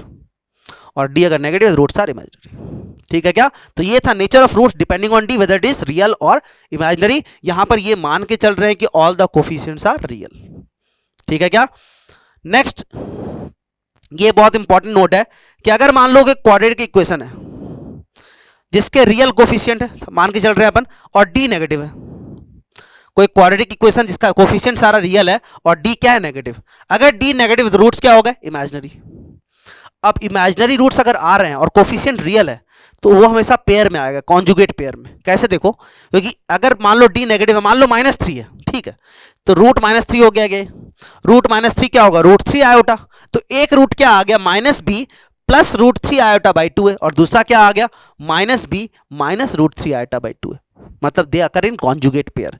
बताया था ना कॉम्प्लेक्स नंबर में a प्लस आयोटा b का कॉन्जुगेट क्या होता है, a माइनस आयोटा b। तो अगर रूट्स इमेजिनरी होगा तो they will occur in conjugate pair, यही अगला पॉइंट है। Then its root will be imaginary and imaginary roots will always occur in conjugate pair. और कॉन्जुगेट पेयर का मतलब क्या है कि अगर alpha m plus iota n है, बीटा क्या होगा, m माइनस आयोटा n। अगर alpha a plus iota b है, बीटा क्या होगा, a माइनस आयोटा b। तो ये था nature of roots depending on D. D positive, roots are real and distinct, D negative, roots are imaginary, D zero, roots are equal. D negative पर roots imaginary जब बोले अपन, और अगर coefficient real है, they will occur in conjugate pair. That is अगर एक root 3 + 2 iota है, दूसरा क्या होगा, 3 - 2 आयोटा। अगर एक रूट 1 प्लस आयोटा है, दूसरा क्या होगा, 1 माइनस आयोटा। अगर एक रूट 2 आयोटा प्लस 3, दूसरा क्या होगा, 2 आयोटा -3 नहीं होगा, -2 आयोटा प्लस 3। हमेशा इमेजिनरी पार्ट का साइन चेंज करना है, रियल पार्ट जो है वो सेम कॉपी करना है, इमेजिनरी पार्ट का साइन चेंज करना है। अगर ये प्लस है तो क्या हो जाएगा, माइनस। तो ये है कहानी नेचर ऑफ रूट्स की डिपेंडिंग ऑन डिस्क्रिमिनेंट। इस पे क्वेश्चन देखेंगे तो और क्लियर होगा। पहला क्वेश्चन देखो, form a quadratic equation whose one root is iota plus 7। बोल रहा है एक ऐसा क्वाड्रेटिक इक्वेशन फॉर्म करो जिसका एक रूट दिया हुआ आयोटा प्लस 7। हमें क्या पता है कि अगर दोनों रूट पता होगा तो अपन क्वाड्रेटिक फॉर्म कर सकते हैं। Again first class, x square minus S X plus P बराबर 0। अब यहां पर बहुत सारे लोग क्या गलती करते हैं, इसको देखते ही एक रूट अगर 7 प्लस आयोटा है, दूसरा बोल देते हैं 7 माइनस आयोटा। गलत। क्यों? क्वेश्चन को ध्यान से पढ़ो, क्वेश्चन में कहीं पर भी ये मेंशन नहीं है कि कोफिशिएंट्स आर रियल। अगर क्वेश्चन ये होता form a quadratic equation with real coefficients whose one root is this, तो क्वेश्चन में क्या बोलते हैं अपन कि अगर एक रूट ये दूसरा पक्का ये होगा, फिर एस निकालते पी निकालते खत्म। लेकिन क्वेश्चन में ये कहीं मेंशन नहीं है कि क्वाड्रेटिक के रियल कोफिशिएंट्स हैं। इसका मतलब इसका दूसरा रूट ये जरूरी नहीं कि हो, दूसरा रूट कुछ भी हो सकता है, फिर 1 भी हो सकता है, 2 भी हो सकता है, 7 भी हो सकता है, 0 भी हो सकता है, ये भी हो सकता है। अगर ये बोल देता कि क्वाड्रेटिक इक्वेशन के रियल कोफिशिएंट है, तो कोई डाउट नहीं है कि एक रूट अगर ये है दूसरा क्या होगा ये। लेकिन फिलहाल क्वाड्रेटिक के बारे में ऐसा कुछ बोला ही नहीं है। इसका मतलब इस क्वेश्चन का आंसर क्या लिखेंगे अपन, एक रूट क्या है आयोटा प्लस 7, दूसरा मान लेते हैं अल्फा, तो ये अपना आंसर होगा। और alpha can be any complex number. Alpha कुछ भी हो सकता है, अल्फा 2 भी हो सकता है, अल्फा 3 भी हो सकता है, अल्फा 0 भी हो सकता है, अल्फा आयोटा भी हो सकता है, अल्फा आयोटा माइनस 7 भी हो सकता है, 7 माइनस आयोटा भी हो सकता है ना। तो इस क्वेश्चन का कोई फिक्स आंसर नहीं आएगा, इनफाइनाइट आंसर्स आर पॉसिबल। क्यों? क्योंकि यहां पर क्वाड्रेटिक इक्वेशन के रूट्स जो कोफिशिएंट है वो रियल बताया ही नहीं है। तो क्वेश्चन को हमेशा ध्यान से पढ़ना। ये गलती अपन कर सकते हैं कि इसको देखते ही इस पे जंप कर जाएं अपन, इसको देखते ही इस पे जंप करते कब, जब क्वाड्रेटिक का कोफिशिएंट्स रियल होता। ये ध्यान रखना बहुत इंपॉर्टेंट है। अगर कोफिशिएंट्स रियल है तो they will occur in conjugate pair, यही तो बोला है। देखो हैविंग रियल कोफिशिएंट्स बहुत इंपॉर्टेंट है। अगर कोफिशिएंट्स रियल है तो ही कॉन्जुगेट पेयर होगा, अदरवाइज नहीं होगा। तो इस क्वेश्चन में कहीं पे भी रियल कोफिशिएंट नहीं बोला था, इसलिए नहीं होगा। अगला क्वेश्चन देखो, form a quadratic equation with real coefficient, साफ साफ मेंशन्ड है, whose one root is 2 iota plus 3। अब ये क्वेश्चन डुएबल है। क्यों? क्योंकि अगर कोफिशिएंट रियल है और एक रूट अगर 3 प्लस 2 आयोटा है, तो दूसरा पक्का क्या होगा, उसका conjugate pair which is 3 minus 2 iota. और अगर दोनों रूट पता है, एस और पी निकाल सकते हैं क्या, सम ऑफ द रूट्स, दोनों को जोड़ दो, दोनों को जोड़ेंगे तो ये कट जाएगा, 3 plus 3 6। Product of the roots multiply कर दो, 3 plus 2 iota into 3 minus 2 iota क्या हो जाएगा, 3 का स्क्वायर माइनस 2 आयोटा का स्क्वायर। देखते हैं कितना आएगा, 3 का स्क्वायर 9 माइनस 2 आयोटा का स्क्वायर कितना 4 आयोटा स्क्वायर, और आयोटा स्क्वायर क्या होता है -1, 4 इंटू -1 कितना -4, माइनस का -4 कितना +4 विच इज 13। एस पता है, पी पता है, आंसर क्या आ गया, x square minus S X plus P बराबर 0। इंपॉर्टेंट समझ में आया क्या? दोनों क्वेश्चन बस ये डिफरेंस है, यहां पर रियल क्वेश्चन नहीं लिखा हुआ था, यहां पर लिखा हुआ है, और अगर ये लिखा हुआ है तो दोनों रूट अपन निकाल सकते हैं, सिंपल। समझ पाए क्या? आगे बढ़ते हैं अपन अगले क्वेश्चन पर। Almost similar question, form a quadratic equation with real coefficients whose one root is this. मतलब अल्फा क्या दिया हुआ है, सॉरी अल्फा क्या दिया हुआ है, √3 आयोटा -1/2, और कोफिशिएंट्स रियल है, मतलब बीटा क्या होगा, इसका कॉन्जुगेट पेयर। इसका कॉन्जुगेट पेयर क्या आएगा, जल्दीबाजी में ये गलती कर सकते हैं, √3 आयोटा +1/2, गलत है। क्या होगा, आयोटा वाले पार्ट उसका साइन चेंज, तो -√3 आयोटा -1/2। और अगर दोनों रूट आ गया, एस और पी निकाल सकते हैं क्या, एस मतलब क्या, दोनों को जोड़ दो, एलसीएम कितना आ गया 2, ये कट जाएगा, -1 -2 अपॉन 2 कितना -1। अब पी निकाल लेते हैं, दोनों गुना कर दो, नीचे 2 × 2 कितना आ गया 4, ऊपर -1 प्लस √3 आयोटा इंटू -1 -√3 आयोटा क्या हो जाएगा, -1 का स्क्वायर माइनस √3 आयोटा का स्क्वायर। -1 का स्क्वायर कितना 1 माइनस √3 का स्क्वायर 3 आयोटा का स्क्वायर -1, तो 3 इंटू -1 -3, बाहर एक माइनस पड़ा हुआ तो +3, और नीचे क्या है 4, तो 1 आ गया। तो s is -1, p is 1, answer क्या है X square minus S X plus P बराबर 0। X square plus x plus 1 बराबर 0। सिंपल क्वेश्चन है, बस यहां पर कीवर्ड क्या है, रियल कोफिशिएंट। अगर ये नहीं दिया होगा तो क्वेश्चन सॉल्व नहीं कर सकते अपन, अगर ये दिया हुआ है तो आराम से सॉल्व कर सकते हैं। ठीक है, आगे बढ़ते हैं अपन। नेक्स्ट है रैशनल या फिर इरेशनल रूट्स। अभी हमने क्या देखा, अभी हमने देखा रियल एंड इमेजिनरी रूट्स, किसी भी क्वाड्रेटिक का रूट रियल कब होगा, जब डिस्क्रिमिनेंट या तो पॉजिटिव हो या फिर जीरो, और इमेजिनरी कब होगा, जब डिस्क्रिमिनेंट नेगेटिव हो। अब बात कर रहे हैं कि रूट्स रैशनल कब आएगा या फिर रूट्स इरैशनल कब आएगा। रैशनल मतलब क्या, 3, 5, 5/9, 3/7। इरैशनल मतलब क्या, √2, √3। तो रूट्स रैशनल कब होगा, इरैशनल कब होगा, ये देखने वाले हैं अपन। तो यहां पर मैं मान के चल रहा हूं कि all the coefficients are rational. अगर मान लो कोई क्वाड्रेटिक है ax² + bx + c = 0 और abc रैशनल है, तो ये डिस्कशन करेंगे अपन। अगर abc रैशनल नहीं पता है फिर तो अपन कुछ नहीं बोल सकते। तो यहां पर क्या बोल रहे हैं अपन कि अगर मान लो ये क्वाड्रेटिक है ax² + bx + c = 0 और abc all the coefficients are rational, ये मान के चल रहे हैं अपन। रूट्स क्या होते हैं पता ही अपने को। अब देखो यहां पर अगर ABC रैशनल है तो 2AB क्या होगा, रैशनल, -B भी क्या होगा, रैशनल। लेकिन √D जो है वो रैशनल भी हो सकता है और इरैशनल भी, डिपेंडिंग ऑन D। क्योंकि √D रैशनल कब होगा, जब रूट के अंदर का मसाला एक परफेक्ट स्क्वायर होगा। क्योंकि अगर ये रूट गायब नहीं हुआ, अगर ये रूट रह गया मान लो, तो रूट ऑफ एनीथिंग क्या होता है, इरैशनल होता है अगर रूट रह जाए तो। लेकिन रूट गायब अगर हो गया तो क्या बन जाएगा, रैशनल। और रूट गायब कब होता है, जब रूट के अंदर का मसाला क्या बन जाए, परफेक्ट स्क्वायर। मतलब सिंपल है, दो ही केस बनाएंगे, D is a perfect square, D is not a perfect square. अगर D परफेक्ट स्क्वायर हुआ, अगर D परफेक्ट स्क्वायर हुआ तो ये रूट गायब। तो rational plus rational rational, rational upon rational भी रैशनल।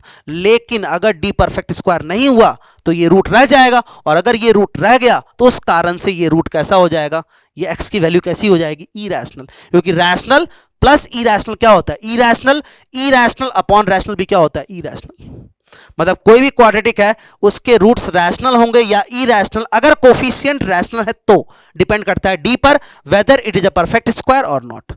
अगर D परफेक्ट स्क्वायर है रूट्स आर रैशनल, अगर D परफेक्ट स्क्वायर नहीं है रूट्स आर इरैशनल, बशर्ते क्या, all the coefficients are rational.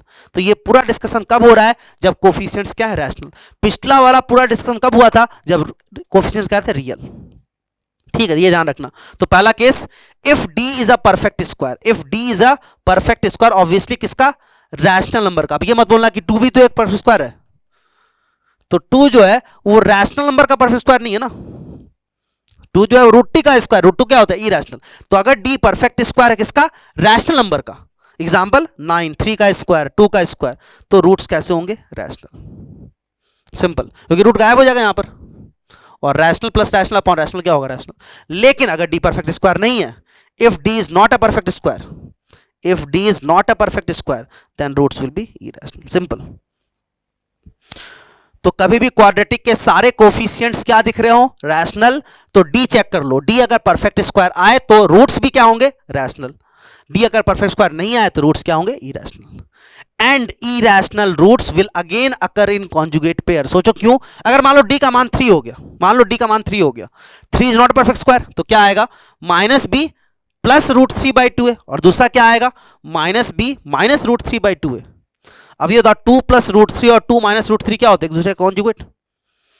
मतलब इरैशनल रूट्स अगर आएंगे तो they will occur in conjugate pair. तो अगर एक root alpha plus root beta होगा, दूसरा क्या होगा, अल्फा माइनस रूट बीटा, या फिर एक रूट 2 + √3 होगा, दूसरा क्या होगा, 2 - √3, बशर्ते कब, बार बार बोल रहा हूं मैं, बशर्ते all the coefficients are rational. तो इसको नोट डाल के पॉइंट लिख लेते हैं अपन। पॉइंट क्या है, sorry, for a quadratic equation if coefficients are rational, ये कीवर्ड है।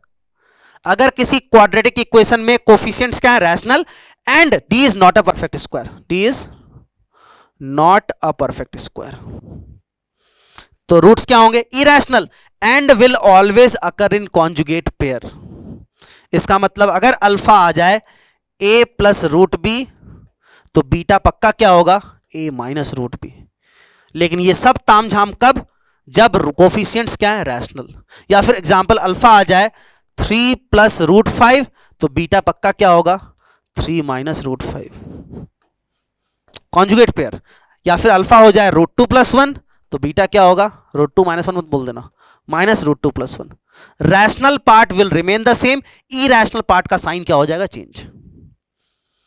लेकिन ये सब तामझाम कब, जब कोफिशिएंट्स आर रैशनल। जैसे अपन इमेजिनरी रूट्स बोलते थे कॉन्जुगेट पेयर कब, जब कोफिशिएंट्स आर रियल। तो imaginary roots will occur in conjugate pair if coefficients are real, irrational roots will occur in conjugate pair if coefficients are rational. ये ध्यान रखना बस, ठीक है क्या? क्वेश्चन देखते हैं इसके ऊपर। पहला question, form a quadratic equation having rational coefficient, साफ साफ लिख दिया, और एक रूट क्या दिया हुआ है, रूट 3 प्लस 2 अपॉन 4। तो सिंपल है, अगर एक रूट ये है 2 प्लस रूट 3 बाई 4 और कोफिशिएंट्स रैशनल है, तो दूसरा रूट क्या होगा, इसका conjugate pair 2 minus root 3 by 4। और अगर दोनों रूट आ गया तो फिर अपन एस और पी निकाल सकते हैं क्या? एस क्या हो गया, जोड़ दो, एलसीएम कितना आ गया 4, ऊपर भी 4, 4 plus 4 1। P product of roots, नीचे कितना आ गया 4 गुना 4 16, ऊपर 2 plus root 3 into 2 minus root 3 कितना 1। तो एस और पी आ गया, आंसर क्या आ गया, x square minus S X plus P बराबर 0। या फिर 16 से मल्टीप्लाई कर दो, 16x square minus 16x plus 1 equal to 0। बहुत ही आसान, आसान इसलिए क्योंकि कोफिशिएंट्स क्या दिया हुआ है, rational.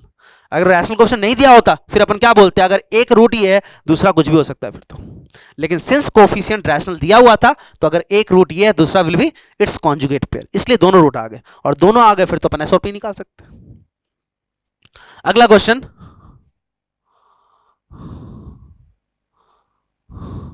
Form a quadratic equation having फिर से rational coefficients whose one root is tan pi by 8। अब tan pi by 8 की वैल्यू पता है अपने को, tan pi by 8 क्या होता है, रूट 2 माइनस 1। मतलब रैशनल कोफिशिएंट है और एक रूट दिया हुआ है रूट 2 माइनस 1, और अगर एक ये है दूसरा क्या होगा, माइनस रूट 2 माइनस 1। और अगर दोनों रूट आ गए, एस कितना, दोनों को जोड़ दो, जोड़ेंगे तो क्या आ गया माइनस 2। पी मतलब प्रोडक्ट, दोनों को गुना कर दो, minus 1 plus root 2 into minus 1 minus root 2 क्या हो जाएगा, माइनस 1 का स्क्वायर माइनस रूट 2 का स्क्वायर। कितना आ गया ये, माइनस 1 एस पता है, पी पता है, X square minus S X plus P equal to 0। समझ पाए क्या? लेकिन मान लो किसी को tan पाई बाई 8 की वैल्यू नहीं पता है तो क्या, तो भी ये क्वेश्चन आराम से कर सकते हैं। कैसे, देखो पाई बाई 8 का tan नहीं पता है लेकिन पाई बाई 4 का तो पता है ना, क्योंकि tan पाई बाई 4 क्या होता है 1। तो मैं क्या करता हूं, tan 2 थीटा का फॉर्मूला लिखता हूं। ये तो ठीक है, आराम से आंसर आ गया, लेकिन इसके लिए मेरे को tan पाई बाई 8 की वैल्यू का रिक्वायरमेंट पड़ा। एक और तरीका क्या हो सकता है, tan 2 थीटा का फॉर्मूला क्या है, 2 tan theta upon 1 minus tan square theta. सही बात है, अरे यही तो होता है। अब थीटा को डाल दो क्या, पाई बाई 8, थीटा को डाल दो पाई बाई 8, तो पाई बाई 8 का 2 से मल्टीप्लीकेशन कितना, pi by 4, tan pi by 4 कितना 1 equals to 2 tan pi by 8 upon 1 minus tan square pi by 8। ठीक है क्या, यहां तक क्लियर है? अब tan पाई बाई 8 को थोड़ी देर के लिए t देख लेते हैं अपन। तो अगर t देखा तो ऊपर क्या आ गया 2t और नीचे क्या आ गया 1 minus T square. Cross multiply and rearrange क्या आ गया, T square plus 2t। t क्या था यहां पर, tan पाई बाई 8। मतलब ये वो क्वाड्रेटिक है जिसको tan पाई बाई 8 सेटिस्फाई कर रहा है। मतलब tan पाई बाई 8 इसके क्या है, इसका एक रूट है। यही तो चाहिए था, आंसर आ गया, देखो मैच कर गया।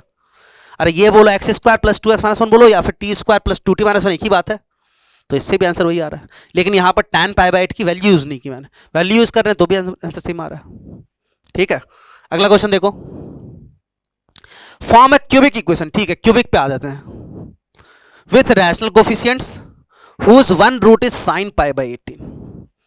एक क्यूबिक इक्वेशन निकालना है रैशनल कोफिशिएंट के साथ जिसका एक रूट क्या है, साइन पाई बाई 18। अब किसी को भी साइन पाई बाई 18 की वैल्यू नहीं पता, मैंने बताया भी नहीं था, क्योंकि 10 डिग्री है। तो साइन 10 डिग्री याद है क्या, नहीं याद है? साइन 18 याद था, साइन 10 नहीं याद है, सॉरी क्या हुआ है, साइन 18 याद है, साइन 10 नहीं याद है। तो क्या करें अपन, कुछ नहीं करें। देखो 10 डिग्री है क्या, क्यूबिक है क्या, ट्रिपल एंगल 10 डिग्री क्यूबिक। पिछली बार क्या था 22.5 डिग्री क्वाड्रेटिक डबल एंगल 45। यहां पर 10 डिग्री है क्यूबिक है तो ट्रिपल एंगल। ट्रिपल एंगल 10 का ट्रिपल कितना 30, और साइन 30 पता है क्या, वो तो पता है, साइन 30 सबको पता है, बचपन से हाफ होता है।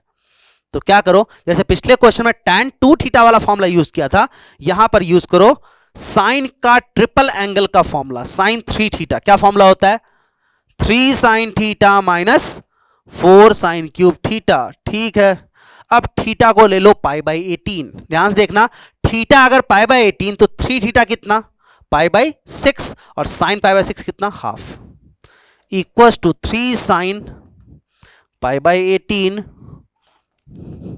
Minus 4 sine cube pi by 18।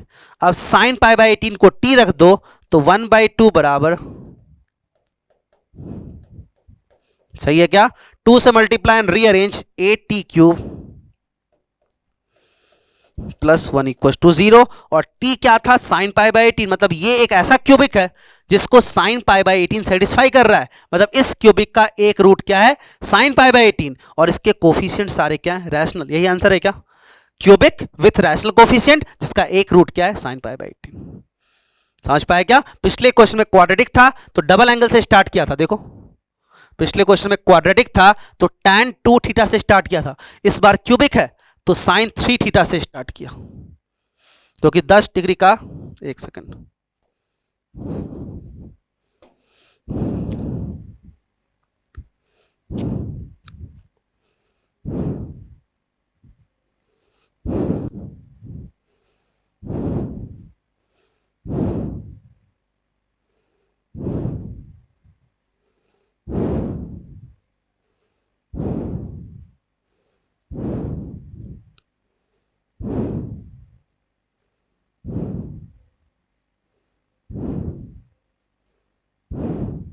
इस बार क्यूबिक था तो साइन 3 थीटा से स्टार्ट किया। कुछ नहीं करना है, साइन 3 थीटा से अप्लाई करो और थीटा को डाल दो पाई बाई 18, तो 3 थीटा बनेगा पाई बाई 6, जिसका साइन पता है अपने को।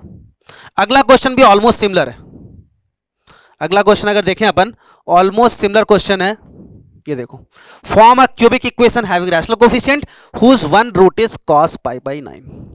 कुछ नहीं करना है, पाई बाई 9 कितना होता है, 20 डिग्री, जिसका कॉस नहीं पता है। लेकिन क्यूबिक है तो ट्रिपल एंगल, 20 का ट्रिपल 60, कॉस 60 पता है क्या, हाफ। तो स्टार्ट करो cos 3 थीटा से, तो cos 3 थीटा का फॉर्मूला क्या है, 4 cos cube theta minus 3 cos theta. और अब थीटा को पटक दो पाई बाई 9, थीटा अगर पाई बाई 9 तो 3 theta pi by 3, cos pi by 3 half equals to 4 cos cube pi by 9 minus 3 cos pi by 9। और अब पाई बाई 9 cos को t रख दो, तो 1/2 बराबर 4t क्यूब माइनस 3t, 2 से मल्टीप्लाई एंड रीअरेंज तो क्या आ गया, sorry 8t cube minus 6t minus 1 equal to 0। यहां पर t क्या है, cos पाई बाई 9, मतलब ये एक ऐसा क्यूबिक है जिसके कोफिशिएंट्स क्या है, रैशनल, और इसका एक रूट क्या है, cos पाई बाई 9। यही चाहते थे अपन। खत्म, कहानी समझ में आई क्या।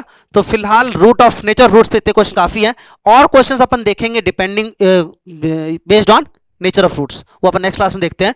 फिलहाल क्लियर हुआ क्या कि अगर कोफिशिएंट्स रियल है, पहला बात तो वो क्या हमने, अगर कोफिशिएंट्स रियल है तो D positive roots are real and distinct, D negative roots are imaginary, D zero roots are real and equal. और डी नेगेटिव पर रूट्स इमेजिनरी के साथ क्या बोला कि imaginary roots will always occur in conjugate pair. तो अगर एक root m plus iota n होगा, दूसरा क्या होगा, m माइनस आयोटा n, बशर्ते कोफिशिएंट्स आर रियल। और फिर बात की हमने रैशनल इरेशनल की, कि अगर कोफिशिएंट्स रैशनल है, abc क्या है, रैशनल, तो d पर, d अगर परफेक्ट स्क्वायर है रूट्स भी रैशनल होंगे, d अगर परफेक्ट स्क्वायर नहीं है रूट्स क्या होंगे, इरेशनल। और उस केस में इरेशनल रूट्स भी कॉन्जुगेट पेयर में आएंगे। एक रूट अगर 2 प्लस रूट 3 है, दूसरा क्या होगा 2 माइनस रूट 3, बशर्ते all the coefficients are rational. तो दो स्टेटमेंट याद रखना, imaginary roots will occur in conjugate pair provided coefficients are real, irrational roots will occur in conjugate pair provided coefficients are rational. ये लास्ट का provided जो बताया ना, ये इंपॉर्टेंट है, ठीक है क्या। तो ये था आज के लिए काफी इतना। इसके बाद नेक्स्ट क्लास में हम क्वेश्चंस करेंगे इसके ऊपर based on nature of roots, ठीक है। काफी आज के लिए।